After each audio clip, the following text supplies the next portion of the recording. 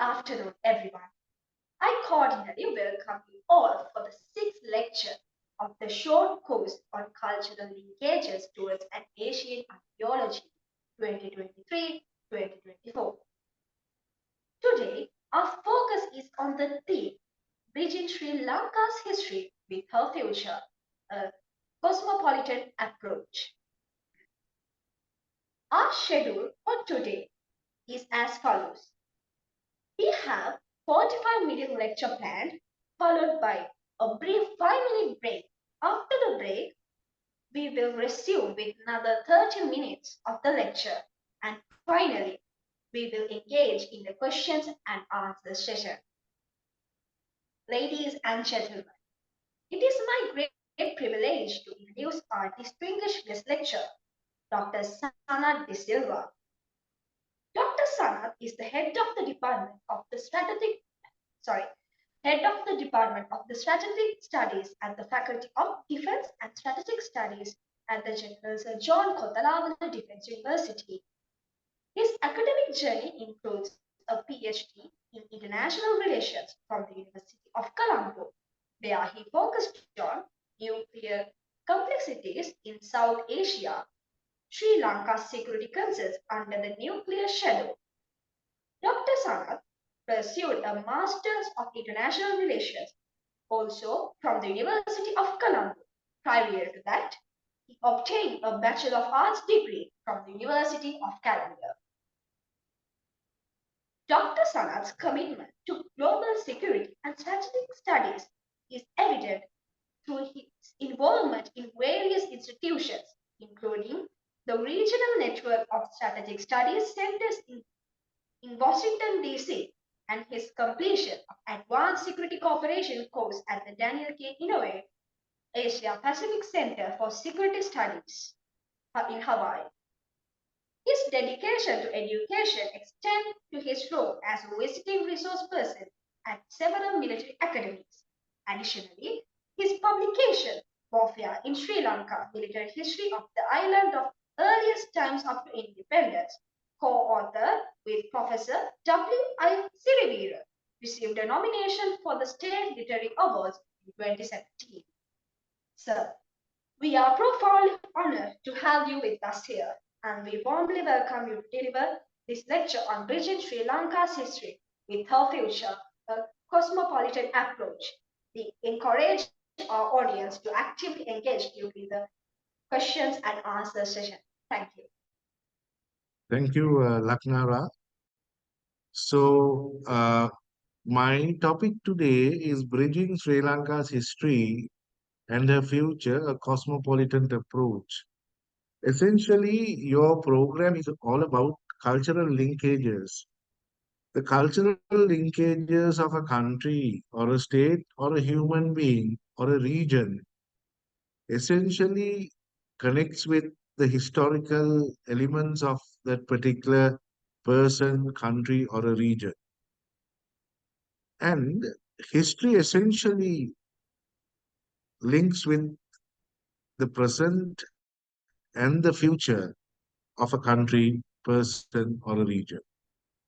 Why I say so is, the general understanding of the subject called history in this country is pretty much related to a very boring academic exercise which always talks about remembering the names of the kings, remembering the past incidents, and etc. But history is not like that. History is subject that actually paves the way for you to think about or think for your future. Because if you take future is the only thing that you can create.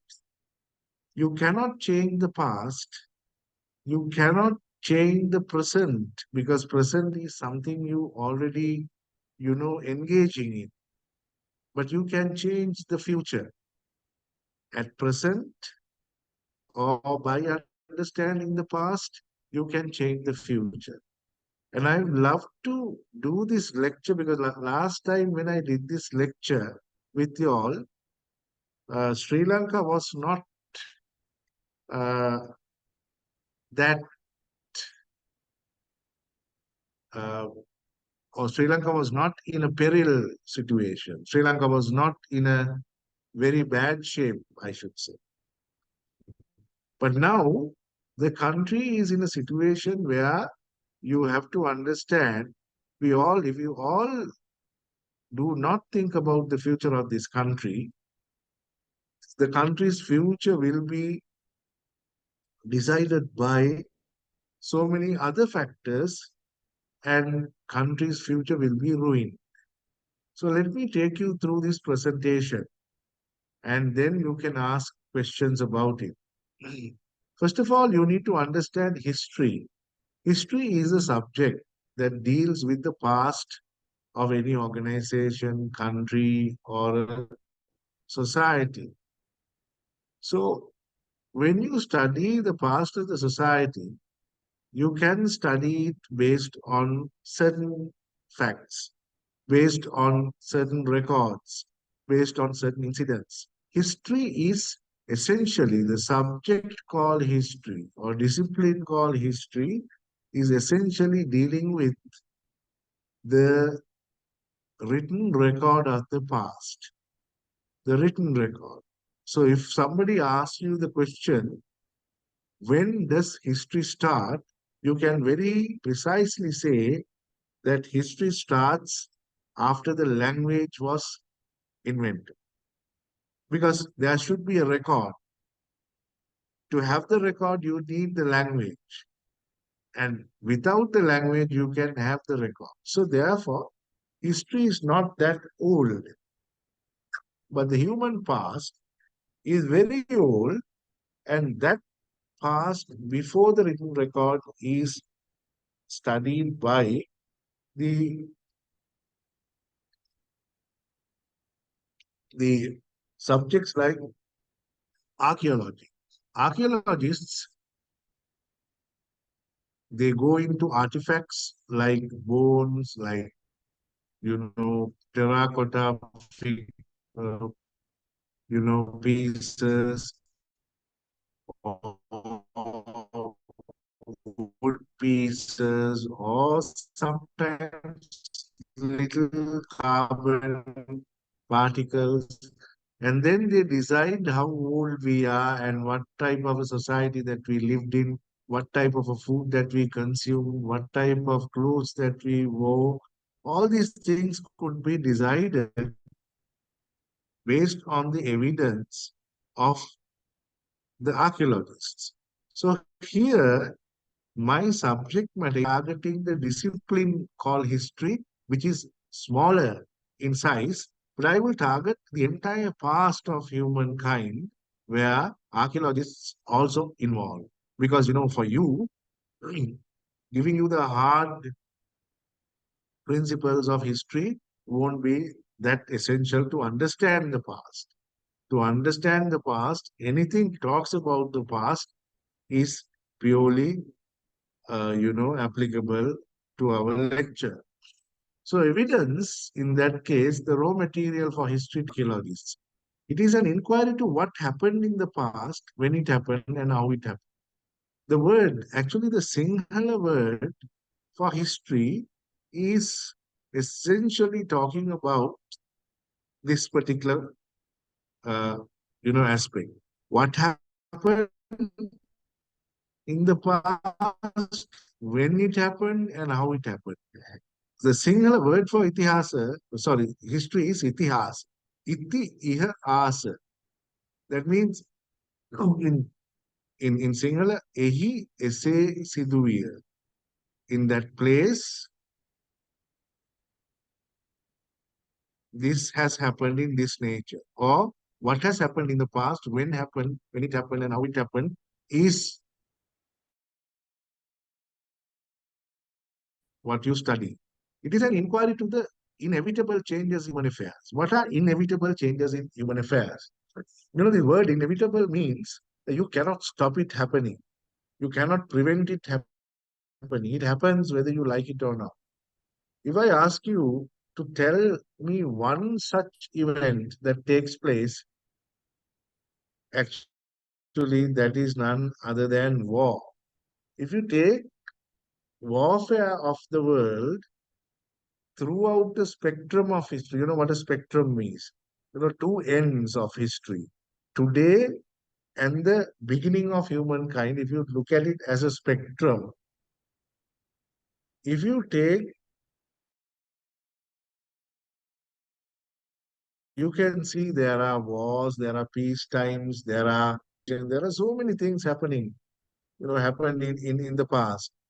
But if you then give a command to your computer to delete all the wars that have happened in the past and see what is happening to this spectrum, you won't believe me, nothing will be left. Because throughout the history, throughout the spectrum of history, you will find wars, nothing else. People have very happily waged wars with each other throughout the history, from the beginning of the mankind. So therefore, that is the inevitable past, inevitable human affair of uh, the world. It is war. And there are interesting leaps in human history. What are they? One of the interesting human leaps is, when John Gutenberg discovered the printing machine. Until such time, only privileged people had the privilege to refer the manuscripts. Manuscripts are the handwritten books, one or two copies maximum were there to refer. So knowledge was very limited. But once this John Gutenberg started the printing machine, they could reproduce the knowledge in many copies and it was spreaded throughout the population. So people who want to study could study. And even in the 1980s, 1960s, or the popularization of the computer society. Now, when I remember when we were small, there were no computers. I mean, we have heard of computers, but they are very big. You cannot afford to have a computer. It's half of a room, like, yeah. But then when computers came to like 1985, 6, 7, like 1990, now they came. The before that, when we wanted to do the research, we had to go to the libraries and we have to read many books. But now any library in the world are at your, fingertips. You don't have to worry about going to libraries. In those days, I remember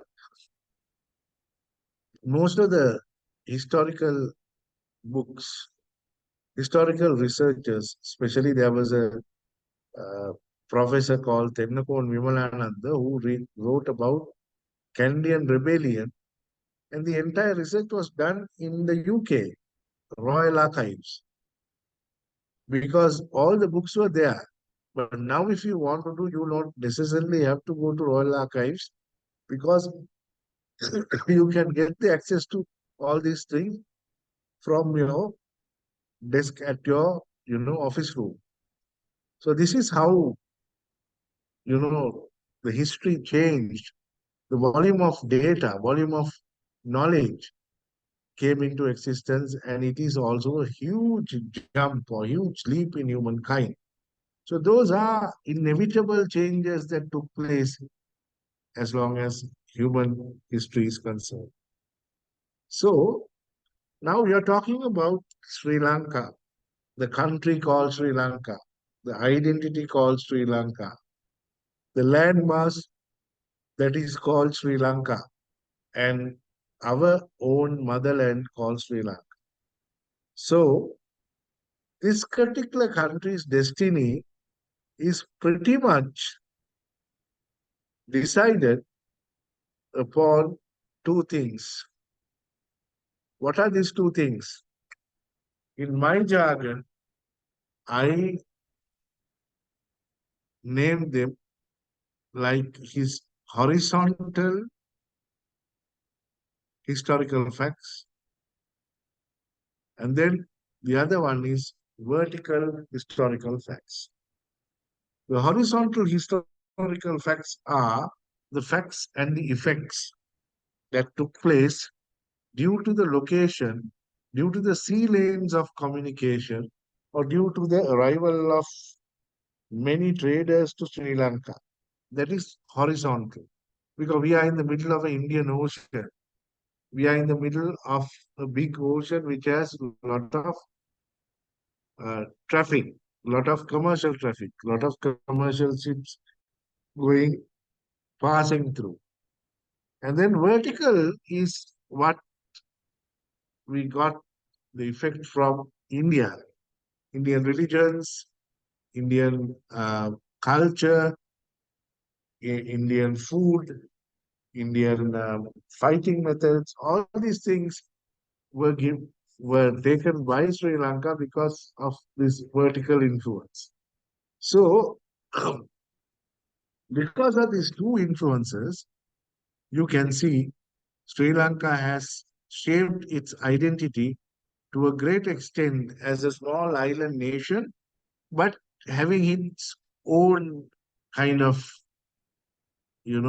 own self.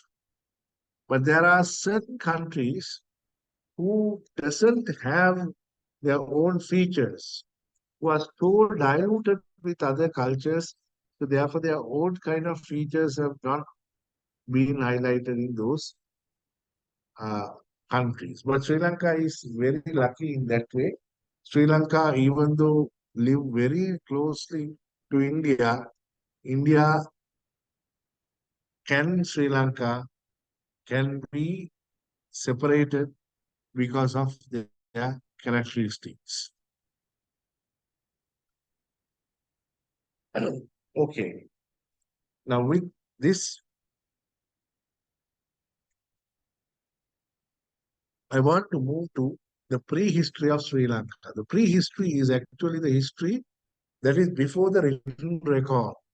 The written record starts with Vijaya and his arrival, but prehistory goes back to 125 years, 125,000 years back to Sri Lanka. The first place that they have found was called, it was found in Balanguda. It was called Balanguda human or Balanguda uh, Homo sapien Balangudensis, Balanguda man. And after that, anything found in Sri Lanka was named after Balanguda man. So the longest or the oldest human beings were found in Stone Age in Sri Lanka in 125,000 years old, where it is Gundala in down south. And some stone tools found at Hambantota, Gundala, Velagangoda, Patirajavil. So stone tools, they don't have sophisticated tools. They have, the only thing that they could find was little stones, little pebbles. And they create certain sharp objects with those and use it to kill animals or use it to uh, clean flesh, something like that. Right. Now, for any kind of history, there should be two types of, uh, two types of approaches for any kind of history. The chronological continuity and the cultural continuity. The chronological continuity is the continuity which is time bound continuity. So, throughout the time, you can trace from A to Z without any hindrances that uh, during any particular period of time, you get all the evidences to show that that period is not disturbed by anybody. Cultural continuity is the continuity that you can think of cultural things. You are culturally advancing. You're not culturally going down.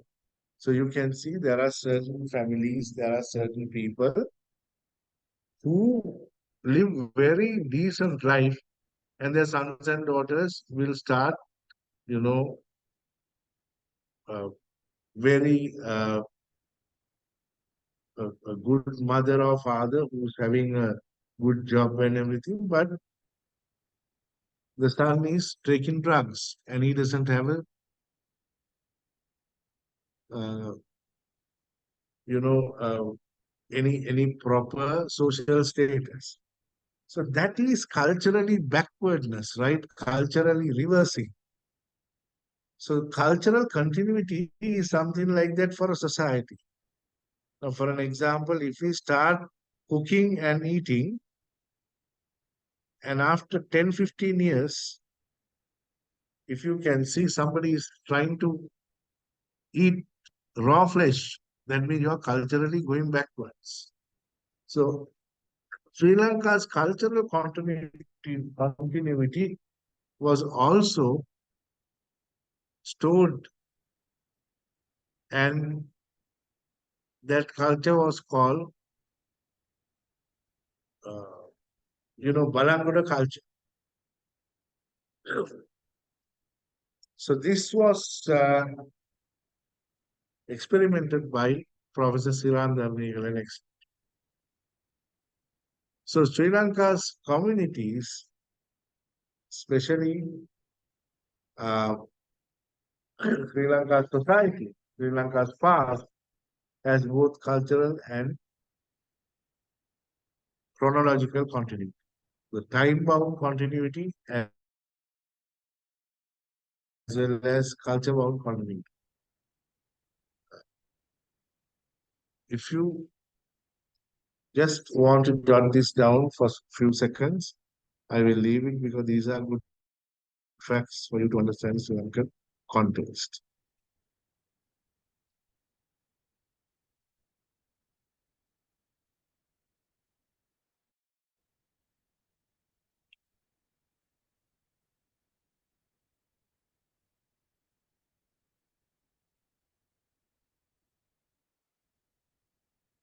But later we can see this prehistoric man and its culture was disappearing from Sri Lanka.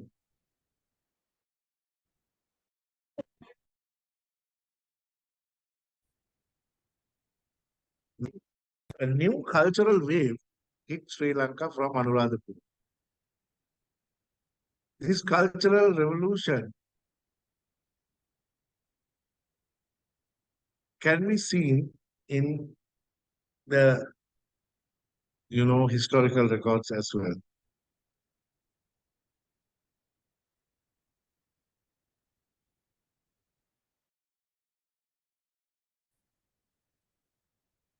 So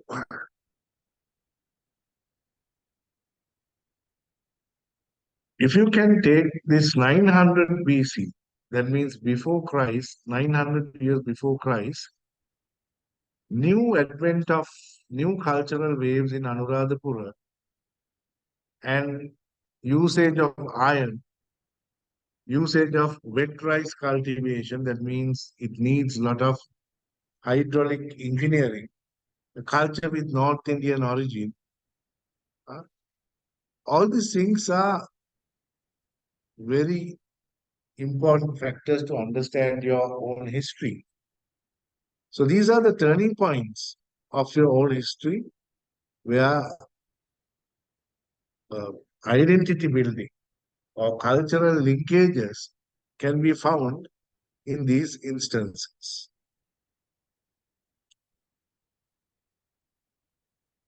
Right.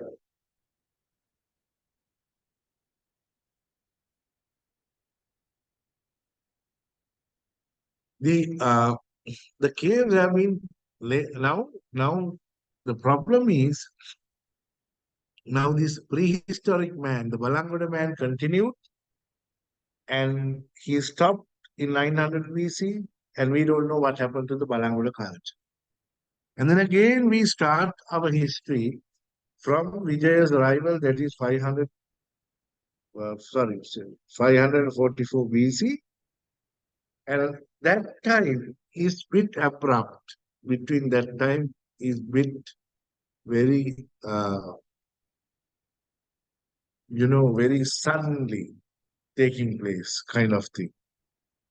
So why is that? Do you think? The thing is, uh, Buddhist monks. You know, when Sri Lanka received Buddhism, that is one of the major cultural linkages of history. Then all these caves were given to Buddhist monks. And then these caves were painted and plastered and painted by uh, Buddhist monks. So therefore, the underneath evidences of prehistoric man, they are uh, uh, behaviors, their art, their polychrome images depicting their how they hunted, how they lived, how they died. All these things were destroyed because of the plaster that is applied by the temples to, uh, draw pictures, especially frescoes.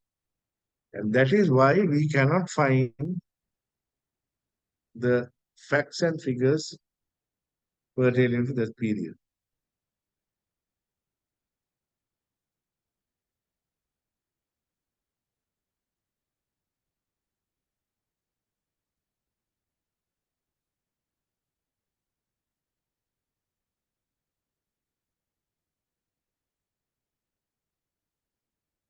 So, the archaeological record tells the Mahavamsa frame, sorry, tallies the Mahavamsa frame. So, the interesting fact is that Mahavamsa record and uh, archaeological records tallies each other. In that way, we can say that our history is more reliable one because both parties talks about the same thing.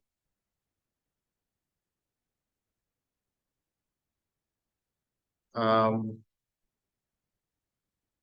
so archaeological record tallies in Mahavamsa framework, continuity and change in cultural evolution, cognitive evolution and physical evolution, influence of the great Indian tradition. You can see from 233 onwards, 233 BC onwards, Sri Lanka was heavily influenced by India, especially through Buddhism.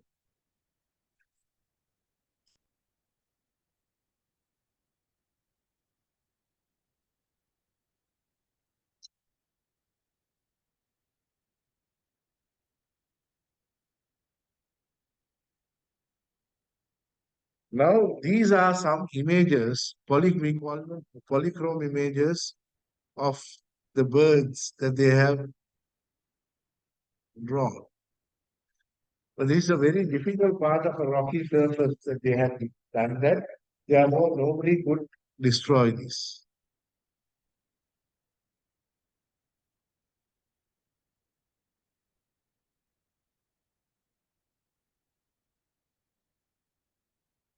Right. So now we are going to talk about what are the problems in the local history. Dilemmas. Dilemmas means unsolved mysteries, unsolved problems of local history.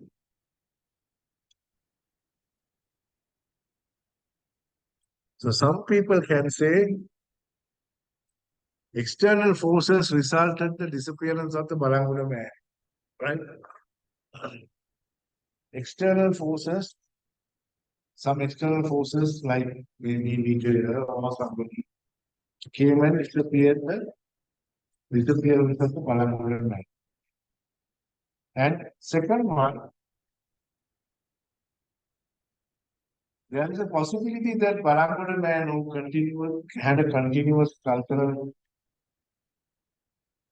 progression, they retreated to mountains because they could not face the enemy. Third one, Balanguda man could not be a weak human. He was very well built, uh, very very skillful human,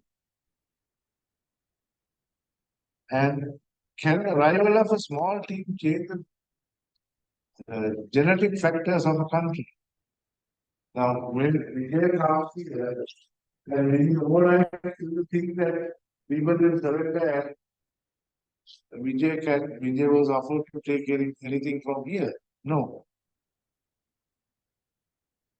Uh,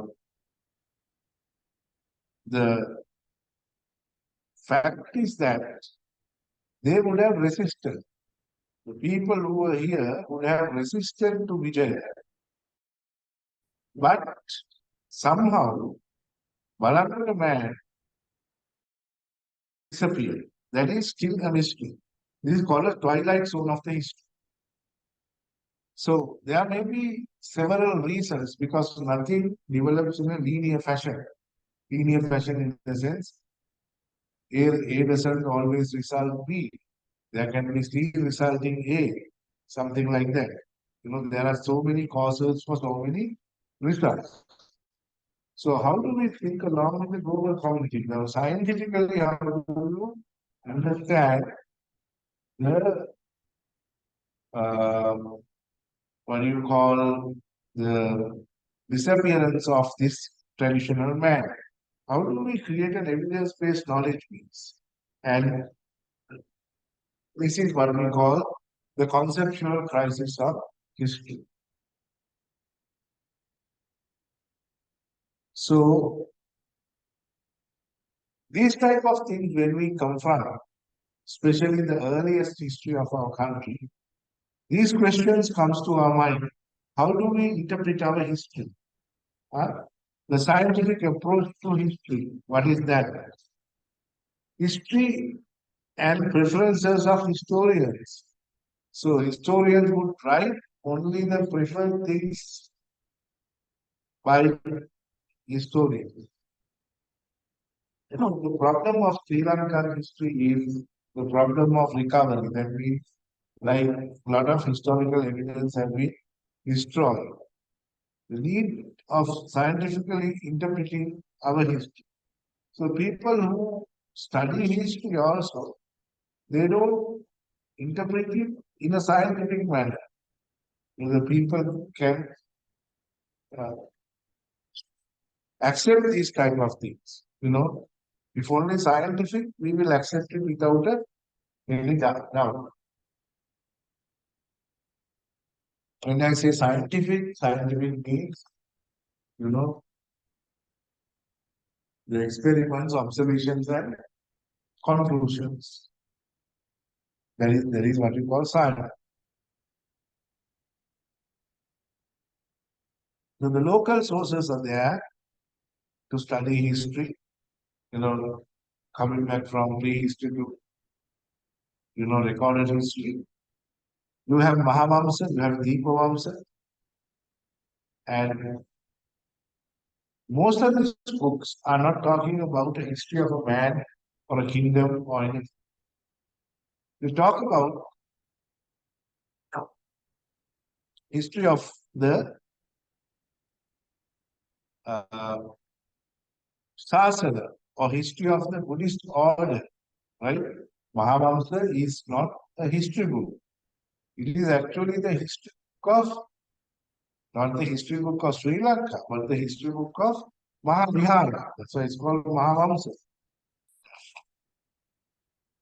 So there are other sources that you have to think about when Sri Lanka is studying.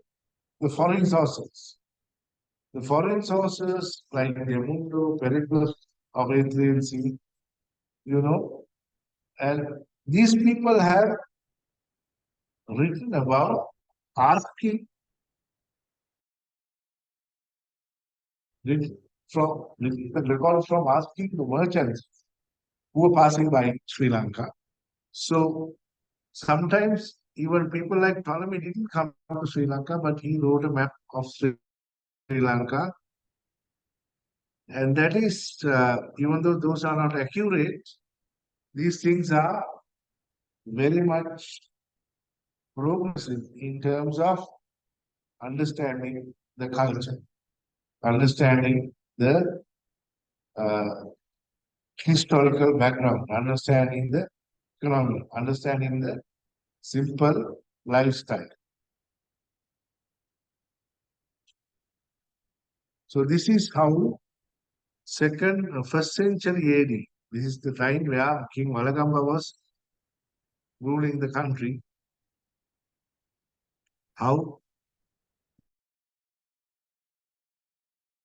we were connected to the rest of the world.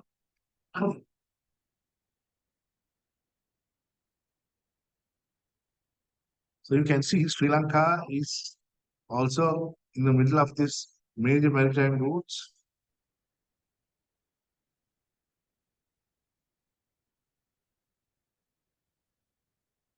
Right. Uh, I hope that you had a look at this map. So Sri Lanka's history grew based on commerce with Roman Empire. Of course,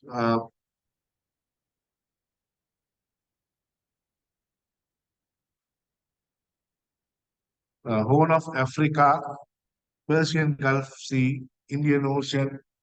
You can see all these places in the previous map. So Sri Lanka was also in a very strategic location. You can see the kingdoms, even the Roman Empire.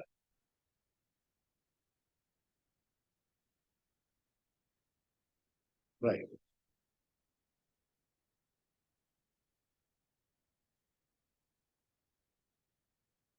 So coming back to the historical city of Anuradhapura, or country of Sri Lanka. Anuradhapura became the first capital of Sri Lanka. And Anuradhapura had kings like Pandukave who connected the indigenous people and uh, you know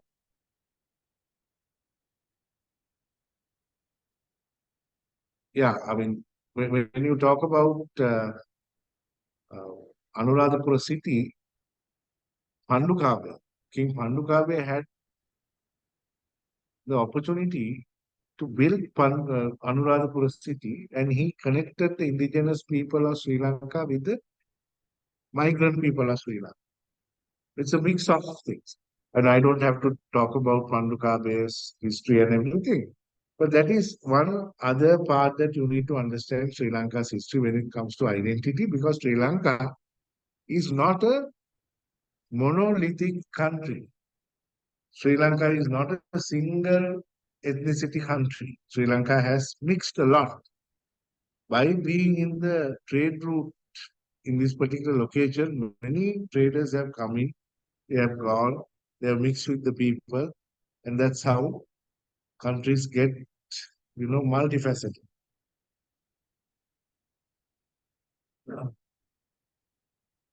And later you can see waves of migration coming in, you know, starting from Badda Kachana, and then in, few waves of migration to come and stay in Sri Lanka, because Sri Lanka was the most beautiful island of its size according to Ptolemy, according to, who went Marco Polo, right? So therefore, Sri Lanka's coming to Sri Lanka was very important for the people who are in the West, especially. And later, you can see this heartland of Sri Lanka called Rajarata, Anuradhapura and Polonnaruwa civilizations lasted for 1400 years and suddenly started declining. And then 1505, for the first time, uh, a European nation, come and landed and conquered Sri Lanka. And from that day onwards, our identity changed again towards the European country.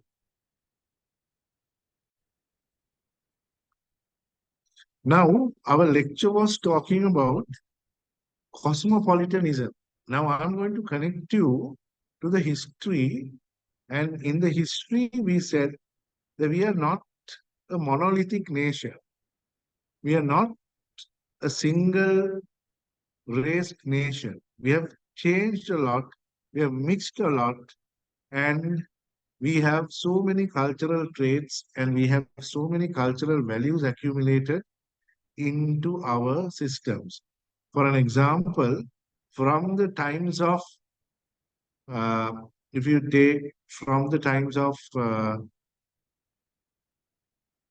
Buddhism, Arahat Mahinda's advent of Buddhism to Sri Lanka, Cholas invasion, Pandya invasions, Chera invasions, and then later, we had Kalingamaga, and then three uh, European nations, Portuguese, Dutch, and British.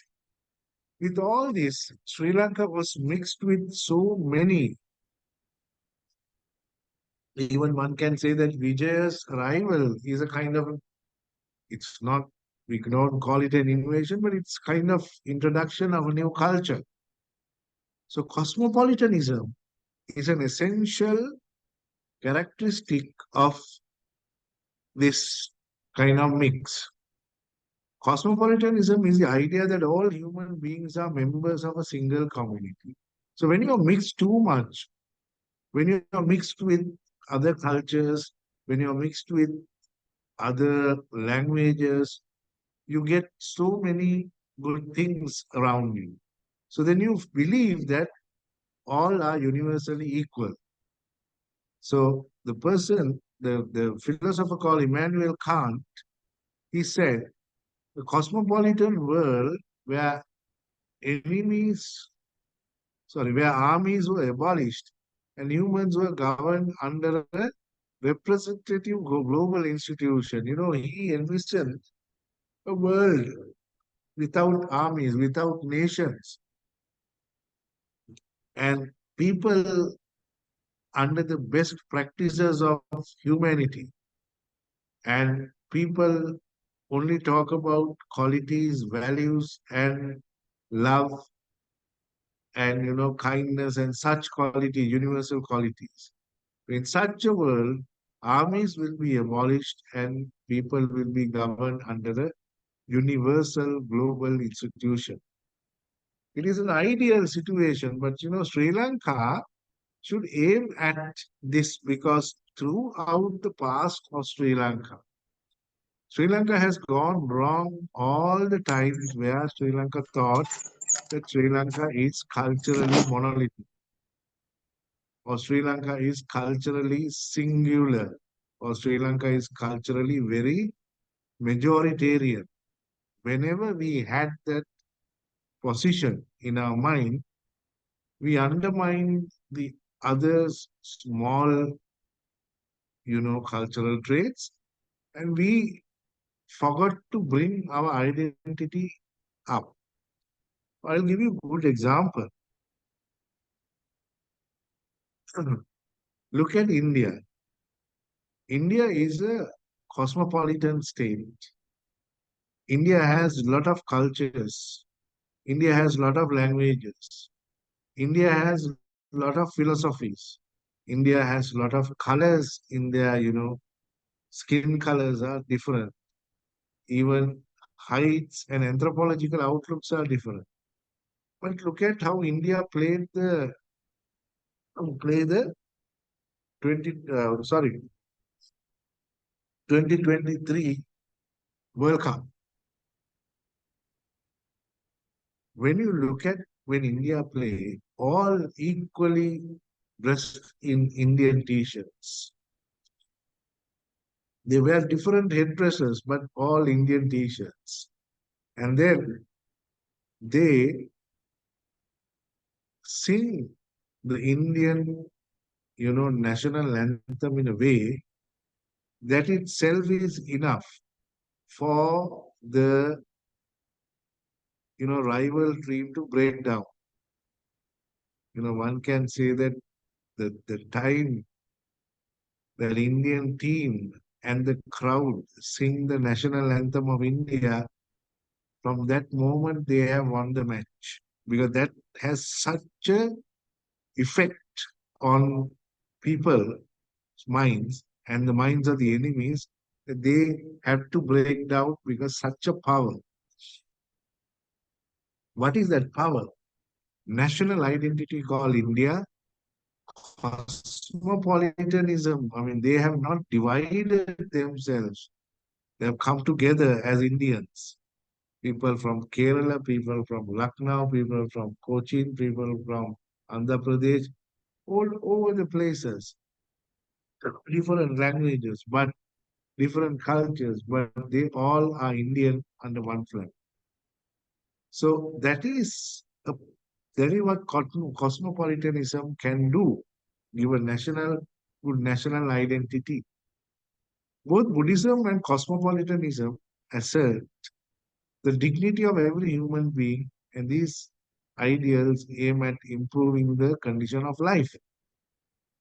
In both Buddhist and cosmopolitan philosophy, there is basic consideration of humanity. So you respect only the humanity, not the petty things, not the petty cultural divisions. So our cultural linkage should be humanity and universal values.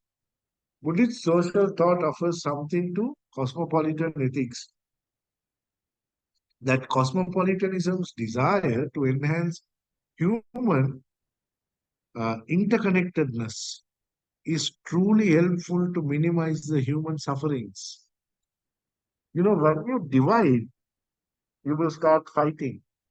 When you divide, you will start, you know, su- suffering as well. But when you connect with others, you're strong and you start loving each other, you start respecting each other, then you become, your sufferings become less. So the future. Now let's look at the future. Now we have a historical baggage. We have some universal qualities because of historical baggage. And now how we look at our future. So each car and each car has the history is a dialogue between the present and the past. And future is time that is to come. What is going to happen? Or an expectation of advancement of progressive development, right? So the future is something that you can design. If you happen to capitalize on what has happened already, and if you say that, okay, for an example, you are a scientist, you say that in 50 years' time, what we are going to face is the destruction of the entire earth because of carbon emissions. That is what the data says. So your future has already been discussed in the past, and you know that what is going to happen in the future. So that type of a futures are called used futures. Used futures. There is nothing new in those futures. So what has happened in the past has predicted what is it going to be. But there is something called transformative futures that is very important to understand. How you can transform a future from worst situation to the best situation. It is exactly what Sri Lanka is needed at the moment, the need of the hour.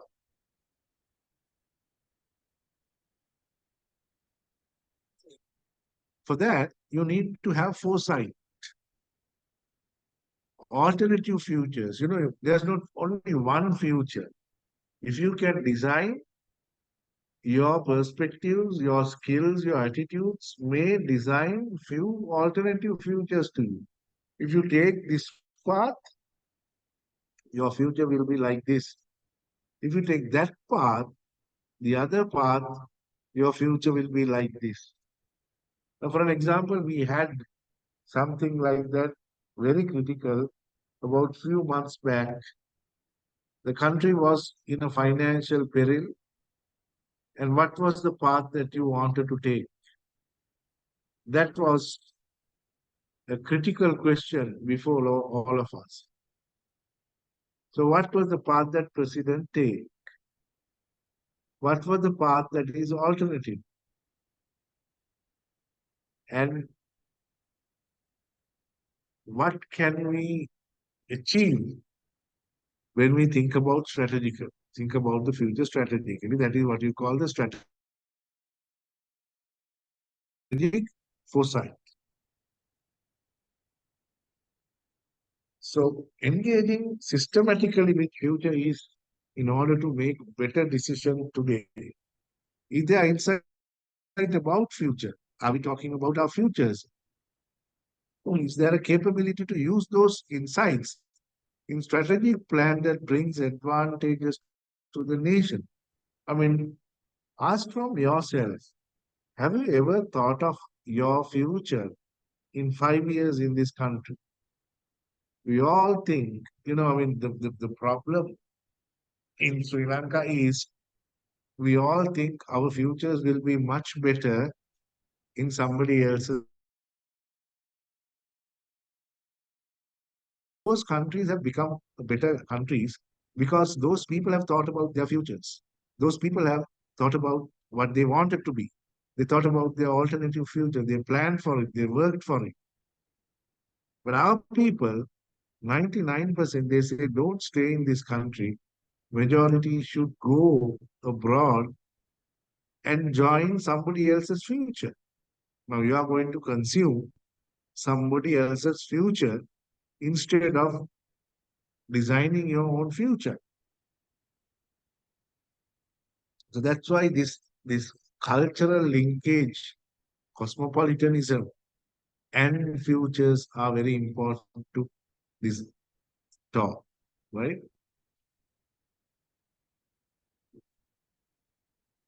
Future is a preparation, and we are resilient as a society. We are resilient to many. I mean, if you take the recent incidents starting from tsunami to COVID to financial problem and LTT problem, we all resisted very well for this problem. And we still stayed in this country without leaving. So we are so resilient. But the only thing is we don't plan for the future. Avoiding operational day-to-day decision making and allowing strategy with a vision. What we do is we call it Idavela. That is not enough. You have to think about the futures, the country's future, next 10 years. Do you know whether you will be able to go to school every day if you don't plan it properly? Maybe you have to stop schooling because you don't have money. You don't have to go to university because don't have enough finances to support you. And avoiding sorry, how do you think about the short term and long term at the same time? You have to plan for the short term and long term futures. When you plan, you need to plan it in a way that you include the cosmopolitan nature, the universal nature, the universal humanity into your future. So we will not have a future. What I'm trying to say is our future will be very destroying if you become a racist or nationalist. If you become a narrow minded person, the more you become a universal person, the more you will have the success. So that is not easy because when when you want to abandon your hard earned religions and nationalities and all these things, it doesn't, I mean, your mind doesn't allow you to do that. Your instincts doesn't allow you to do that. But if you do it slowly and if you become a universal person, it will be more helpful to the country to progress. So you need to have some kind of leadership for this, right? And all of you have your own small world around you. If you think of being cosmopolitan and also being kind of, to represent your own ideas, you can change your own world. That means your parents, your, class, your, uh, whatever the friends you have, you should be able to become a change agent. So think about the world that we need in 15 years' time and prepare for that. Huh? Openness to ideas. If in 1960s, if they never dreamt about going to moon, people will never go to moon. And society has the transformative power and become citizens of that.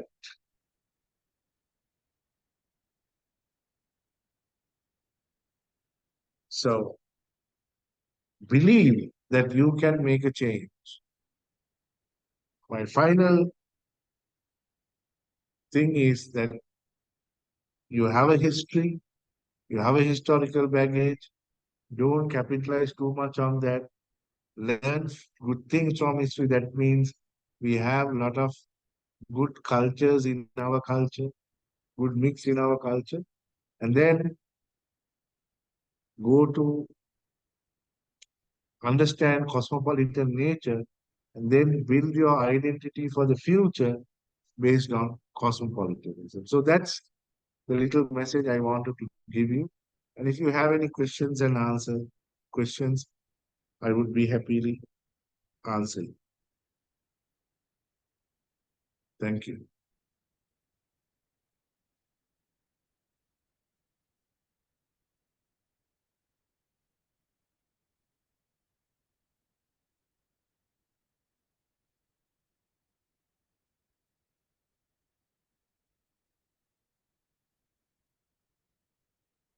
You have any questions, you can ask Students, about if any. you have any questions, this is the time to ask.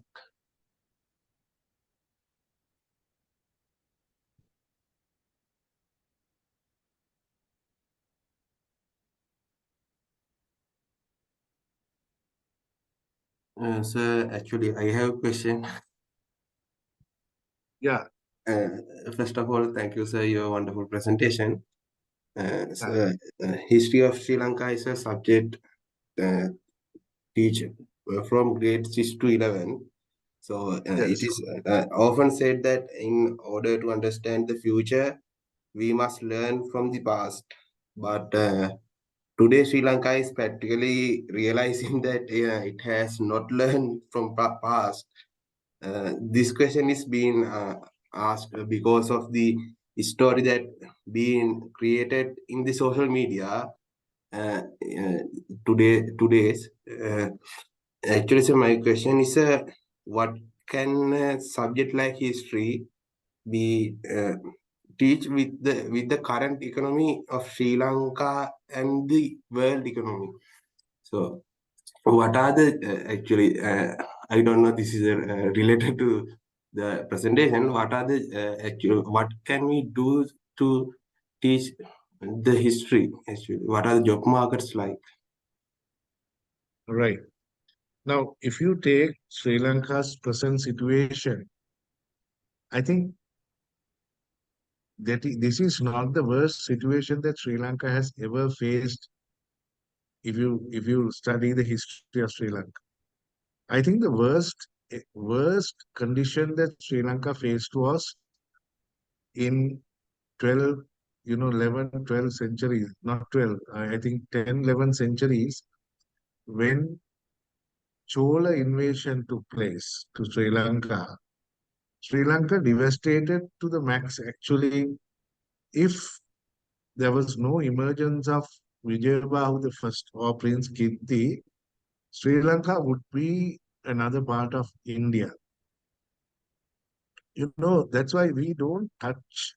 History is politicized in this country. Only history is being used for political purposes of this country. So that's why King Dutugamunu is being in the forefront of history of Sri Lanka because politicians used it for racism, right? But if you study Vijayabahu, how Vijayabahu came out of the economic and social and the military conditions of Cholas, it's it's a real classic example how you balance the power in the region, how Vijayabahu balanced the power with Pandyans to put pressure on Cholas, how Vijayabahu had direct links when he was in the south. The entire uh, intention of Cholas were to get the commercial supremacy of the Muslim traders, which they took. But Vijayabahu from the south, he, he had direct link with South Asia, and he started dealing with Cambodia, Vietnam, Malaysia with the aid of the ships of the Pandyans. And that is how he economically balanced it. Now, see, still, even though we are in this sort of a situation, we are very vaguely or we are very weakly have our Southeast Asian connections utilized.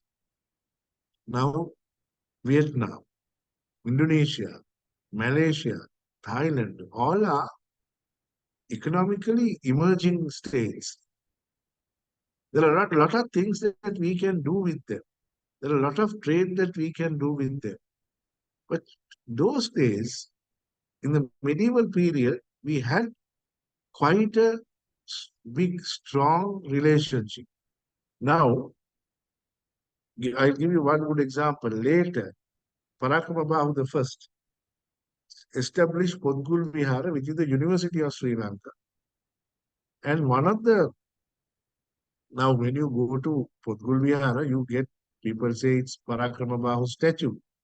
But some people say, according to the headdress of that statue, it is not Parakamabahu. It is, that type of a headdresses are used by Cambodians. So they say it is a rishi or a professor who has come from Cambodia to teach people there, or the prince and prince, elite people who were studying at this Podgul Vihara, which is the university. So you can see, and also there are Cambodians as stupas in Polonnaruwa. So the link was very close. And this is what we can learn from the history if we want. the links that we used those days. And I think never in history, starting from Devanampiyathissa, never in history we went wrong about India. We never challenged or we never gambled the,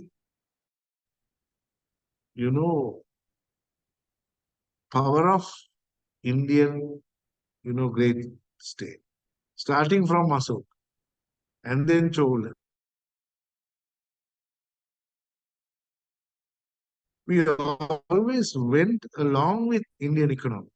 Whereas after the colonials, after colonialism, what we did was we tried to balance power between China and India, which is a kind of a gamble. That can be detrimental. So what I say is not to, I'm not saying that even though those days also we had connections with China, but we never politically gambled between two states. We gambled between Pandyans and Cholas. We gambled between,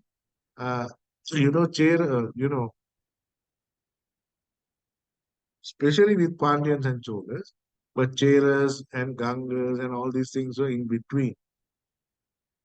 Balance of power was very limited those days. The regional, but now it is extra region because US is there. All these our matters are being scrutinized by many who are not even in the region.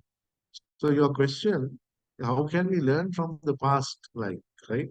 What is the actually there are so many things that we can learn from the past. Look at Parakrama Bahu's policy on water. Now, water is the biggest resource that Sri Lanka has today. Still, we have not understood the value of safeguarding water. But those days, Parakrama Bahu understood it very well and he efficiently used it and became the granary of the East. So we exported, in the East was, don't forget that considered, East was, uh, consist of India and China as well. By the time Portuguese came to India, India used to produce 1/5 of the world's GDP. So with those, we became the granary of the East, not India, not China. So what's wrong with the policies? How we read the policy? Whether we read the past properly is my question. The past has almost all the lessons that they can give. But the thing is, we read the past the way we want and we politicize it. That's why we cannot identify the danger. I hope I partially or fully answered your question. Yes, you did. Good evening, ladies and gentlemen. I'm delighted to extend my gratitude through this vote of thanks on behalf of the students participating in short course on cultural linkages towards an Asian ideology for the academic year 2023 and 2024. First and foremost, I would like to express our heartfelt appreciation to our esteemed lecturer, Dr. Sanath De Silva, for generously sharing his time and invaluable knowledge with us today. Sir, your contribution to this cause is a true blessing, and we are profoundly grateful. I would also like to extend our thanks to Dr. Hemantha Premratna and the team of the staff at the Department of Social Sciences of KDU who worked together to bring these enlightening lectures together. Last but certainly not least, I extend our appreciation to all the participants from our university who joined us for this event. Your active engagement has not only made this lecture a resounding success, but has also provided you with valuable insights into the topic of bridging Sri Lanka's history with her future, a cosmopolitan approach. In conclusion, I wish to express our deep gratitude to Dr. Sanath De Silva for his unwavering commitment, as this marks his second consecutive year contributing to our cause. Sir, it is a distinct honor to have you among us, and we deeply appreciate the time and effort you have invested in enriching our educational experience.